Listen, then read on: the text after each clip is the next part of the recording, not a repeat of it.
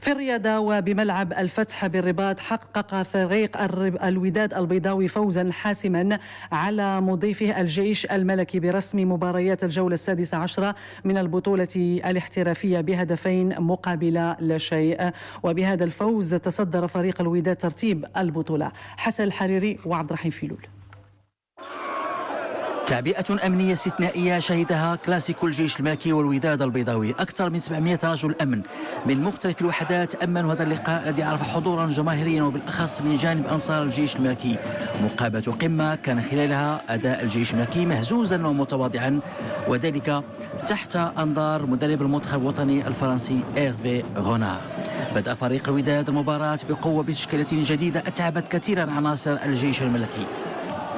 ضربة ركنية للوداد كاد على إثرها اللاعب أيت بن يدر أن يسجل لولا براعة الحارس الحوصلي. ضربة خطأ نفذها زي أوندو، والتدخل الثاني للحوصلي الذي كان أبرز عنصر في الجيش الملكي. الجهة اليمنى كانت منطلق هجومات الوداد، ومرة أخرى الحوصلي يتدخل.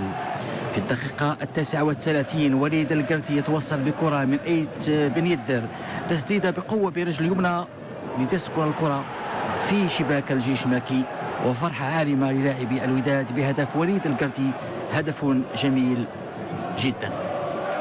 انشراح كبير بادي على محيا مدرب الوداد تشك بالعرض الجيد لعناصره في الجولة الأولى. في الجولة الثانية وصل فريق الجيش الملكي من مردوده المتواضع جدا. هنا طلبت عناصر الجيش الملكي الحكم يعقوبي بضربة جزاء.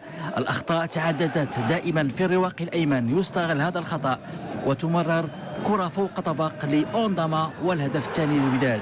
هنا تأكد بالملموس أن الجيش الملكي ولن يقوى على مجاراة الإيقاع الجيد للوداد.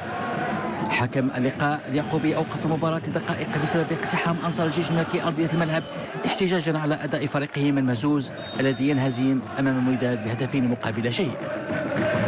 الاهم في هذه المقابله هو حصلنا على 3 نقاط باش نزكيو المراتب الاولى اللي حنا فيها، ونتمناو هذا الفوز هذا ان شاء الله يعطينا واحد الحافز وواحد القوه باش نكملوا في هذا المسار الجيد ان شاء الله.